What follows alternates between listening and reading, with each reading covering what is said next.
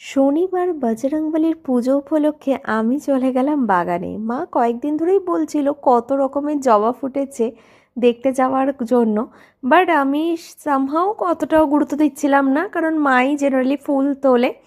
তো আমি জানলা দিয়েও এগুলো দেখা যায়। মা একদিন বলেছিল একটু ভিডিও করতে, এগুলো মায়ের এগুলো খুব শখের গাছ। মা এগুলোর মোটামুটি দাদাভাই আর মাই এগুলোর মেনলি যত্ন নেয়। এখানে দেখো মাধবী লতাগুলো কত সুন্দর, গাছ পুরো হেলে গেছে পুরো। এখানে এদিকে মেমলি রানী পারছে না, তবু ওর পাকামো করা ছাড়ে না। তো আমি বললাম দে আমি একটু হেল্প করি তোকে। এই দেখো এখানে পঞ্চজবা, এখানে গন্ধরাজ সব একই ধারে ফুটেছে। মা আবার বলছে এখানে জাপানি গন্ধরাজ, এটা দেখাবার জন্য। তো এখানে দেখো মার এগুলো খুব ফেভারিট গাছ। এইগুলো মা অ্যাকচুয়ালি ফুল গাছ ভীষণ পছন্দ করে। এই পুরো বাগানটাই হয়তো মায়ের যত্নেই ওঠে। তাছাড়া দাদা ভাইয়েরও অনেকটা অবদান আছে এই গাছগুলো। যাই হোক আমি ফুলগুলো তুলে নিই। এই আমাকে হচ্ছে কিনা আমি গাছের ফুল দিয়ে মালা করব বলেছিলাম। মা মন্দিরের জন্য 108টা জবার মালা কিনে এনেছিল। আমি বট পাতা দিয়ে একটা মালা করব, যেটা মন্দিরে দেব। তুলসীর মালাটা আর জবার মালাটা আমি নিজে করব। এই দেখো আমরা মন্দিরে চলে এসেছি। মিমলি রানী পিছনে, মিমলি রানীও এসেছে। আজকে অনেক জায়গায় হনুমানজির পুজো উপলক্ষে ভীষণ ভিড় চারিদিকে। বাবা এই মন্দিরটায় কথা বলে গেছিলো এখানে পুজো করানো যাবে। অ্যাকচুয়ালি আমাদের নতুন একটা হনুমানজির মূর্তি কেনা হয়েছে, সেটাকে উৎসর্গ করার জন্য মা বলছিল।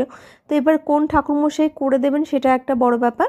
এইখানে ঠাকুরমশাই উনি বলেছিলেন করে দেবেন। তো যাই হোক আমরা সেই জন্য এই মন্দিরে চলে এসেছি। মন্দিরের সাথে সাথেই দেখলাম ওনারা ঘট জল সইতে যাচ্ছেন। তো আমরা কিছুক্ষণ ওয়েট করলাম। এখানে বজরংবলীকে কত সুন্দর লাগছে, কত এখানে ফলে ডালা কুপন সিস্টেমে এখানে ডালা পড়েছে। পুজোর জন্য ঠাকুরমশাই বসে গেছেন, যতক্ষণ না ঘট আসবেন ততক্ষণ উৎসর্গ করা যাবে না। আমাদের হনুমানজি এই যে আমরা ধ্বজা আর এটা হনুমানজিকে দিয়ে গেলাম।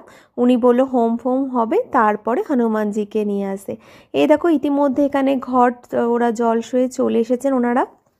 জলাশয়ে আসার পর ঠাকুরমশাই এবার পুজোয় বসে যাবেন। ও বাঁদিকে যে হনুমানজিকে দেখছো ওই বটপাতা মালাটাই আমি করে দিয়েছিলাম। তো ঠাকুরমশাই পড়েছেন, এটাই আমার একটা মনের শান্তি। তারপর আমরা ধূপ মোমবাতি জেলে বাড়ি চলে আসলাম। বাঁদিকে দেখো ভোগের প্রস্তুতি চলছে, এখানে ভোগেরও ব্যবস্থা করা আছে। এনিওয়েজ যাই হোক বাড়ি চলে আসার পর আমি নিজের হাতে তৈরি করা জবার মালা তুলসীর মালা দিয়ে হনুমানজিকে সাজিয়ে দিলাম। আর মা যেটুকু যে ঘিয়ের প্রদীপ জ্বালানোর লাড্ডু ছোলা গুড় দিয়ে পুজো সম্পন্ন করলো। আশা করি তোমরাও সবাই খুব সুন্দরভাবে আজকে পুজো করেছো। জয় বজরংবলী।